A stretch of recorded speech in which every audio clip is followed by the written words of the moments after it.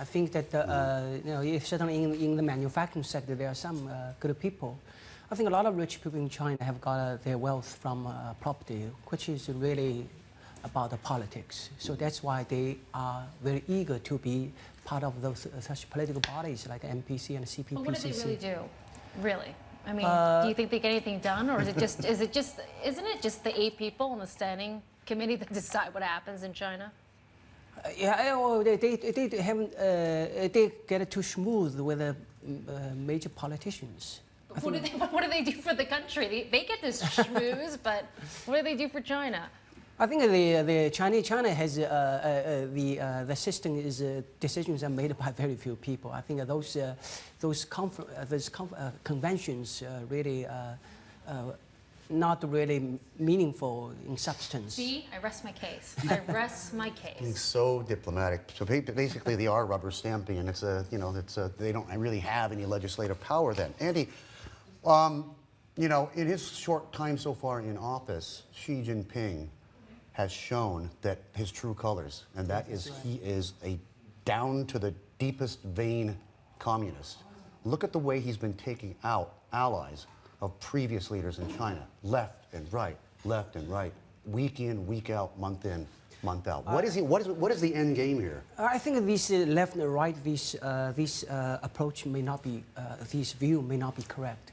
I think I don't mean politically. I was talking. I think that dealing with corruption is essential. Otherwise, the system would collapse. I think China had a great prosperity based on cheap labor entering the global market, but we also had this system to divert this wealth creation from people to a few people, and that is led to this corruption at the top.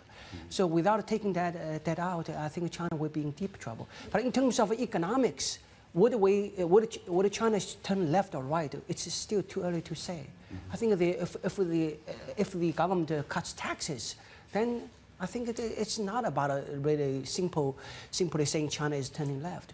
I think arresting corrupt business people is not turning left, right? It's a necessity for China. Yeah, I think that if we cut taxes to empower middle class, that's actually turning right, not turning left. So I think it's still too early to say. Well, why don't they just do it? I mean, every other country would be jealous to have China's levels of savings. It still puzzles me.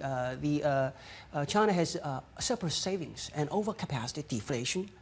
Then the central bank cuts interest rates, but it doesn't really work because it cuts interest rate. You are trying to encourage people to invest. Okay, since we're talking to an international audience, I think we also have to make it clear that the savings rates are high in China because the social welfare net is not as good as what you get in developed countries like the UK, like the US, like Australia, Canada, etc. Actually, 1/3 of the labor cost is contributions to social funds. So this is the safety net, and that is making increasing savings surplus. So it's really not necessary.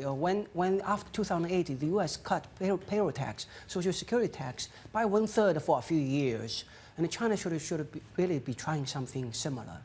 I think that the social safety net is about increasing savings. Now we have too much savings, so it's really time to kind of slow down.